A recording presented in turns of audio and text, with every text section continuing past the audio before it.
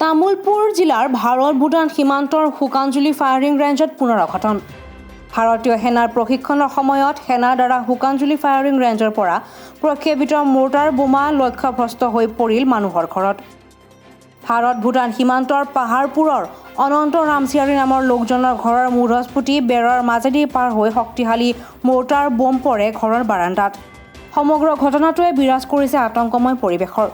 দুপৰীয়াৰ আহাৰ গ্ৰহণ কৰি পৰিয়ালৰ লোক শুই থকা অৱস্থাত লক্ষ্যভ্ৰষ্ট হৈ 105 mm স্মক বোম ঘৰৰ টিনপাত ভেটি বেৰ পাৰ হৈ বাৰাণ্ডাত পৰে। কথমপি প্ৰাণ ৰক্ষা পৰে ঘটনাৰ সময়ত ঘৰৰ ভিতৰত শুই থকা মাতৃকন্যাসহ কেইবাগৰাকী লোকৰ।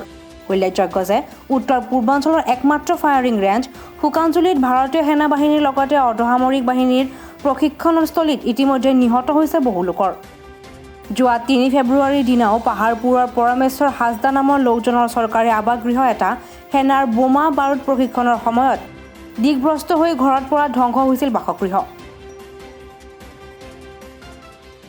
হয়, এই যে আমাৰ এই শুকানজুলি ফায়াৰিং ৰেঞ্জত আৰ্মি ইয়াত প্ৰশিক্ষণ কৰে গোলা বাৰুদ ফুটায়। তাত আজি মানে আমাৰ যোনটো জনবহুল এৰিয়াত আজি নহয়, এইটো ঘটনাটো প্ৰায় এনেকৈ হৈ থাকে।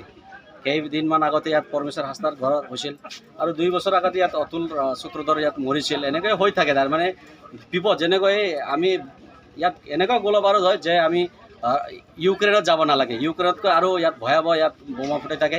এনেকৈ আজি অজিত ৰামচিয়াৰী ঘৰত ইয়াত প্ৰায় দিনৰ 1 বজাত ঘৰৰ মুধাত টিন ফাটি বেৰা পাৰ হৈ ইয়াত মানে বাৰাণ্ডাত ভিতৰত সোমাই গৈছে। যদি মানে মানুহক লাগিলে আৰু থিতাতে নিহত হ'লা হয়। ইয়াত ঘৰত বোৱাৰী মানুহ ইয়াত শুই আছিল, শুই সময়তে এনেকৈ আতংকিত এটা ঘটনা হ'ল যে মানে কোনোবা মৰিল মানুহ।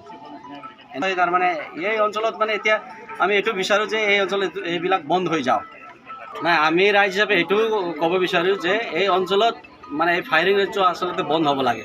আমিও মানুহ হয়, মানুহ কেতিয়াবা মৰে, ইয়াত কোনো গেৰেণ্টি নাই।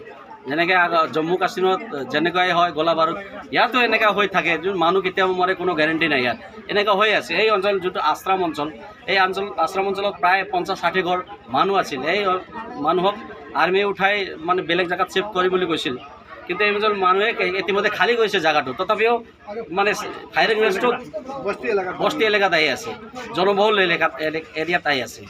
জৰিয়তে আমি মানে চৰকাৰৰ প্ৰশাসনক আমি এইটোৱে জনাব খুজিছোঁ, কিবা এটা ক্ষতি হোৱাৰ লগে লগে আৰ্মিৰ ফালৰ পৰা আহি পেলাই ক্ষতি কৰাটো দি যায়।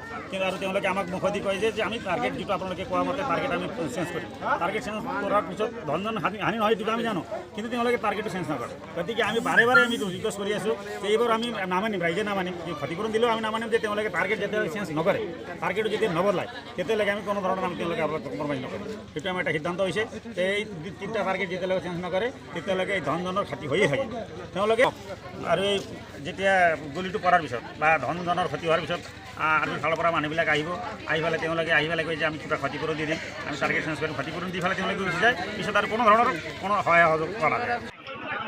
ইয়াতে আৰু কাম কৰি আছে, ধান মিলি আছে, ইয়াতে বহি আছে মই, আৰু বোৱাৰীটো বাগা দি আছে চলি। সেইকাৰণে আৰু ইটো আহিছে না কি আহিছে মইতো গমেই পোৱা নাই, গম পোৱা নাই। আৰু এই বস্তুটো পলাই আহিছোঁ ইয়াতে মৰিছেতো, সেইকাৰণে মই দিগদাৰ হৈ আছে। মই কান্দি আছে, মই বোৱাৰীটো মৰিছে বুলি কান্দি আছে। আৰু মই কান্দি আছে, অ' বাপা মোৰ লাগ দে বোৱাৰীটো বোলে চানা চলি মোৰ বোলে কৰি আছে। আৰু মই সেইকাৰণে আৰু এই ল'ৰাগিলাও নাই এটাও, আৰু ঘৰৰ মানুহটো বাহিৰত দিছে আৰু গৰু বদলাবা। আমি শুই আছিলোঁ, চলি লৈ তাৰপিছত কি কৰিছোঁ বুলি ভাবছোঁ আৰু চলিটো লৈ কিনে দাউৰিছোঁ। আৰু তামুলপুৰৰ পৰা দীপক কুমাৰ পাঠকৰ ৰিপৰ্ট, নিউজ 7।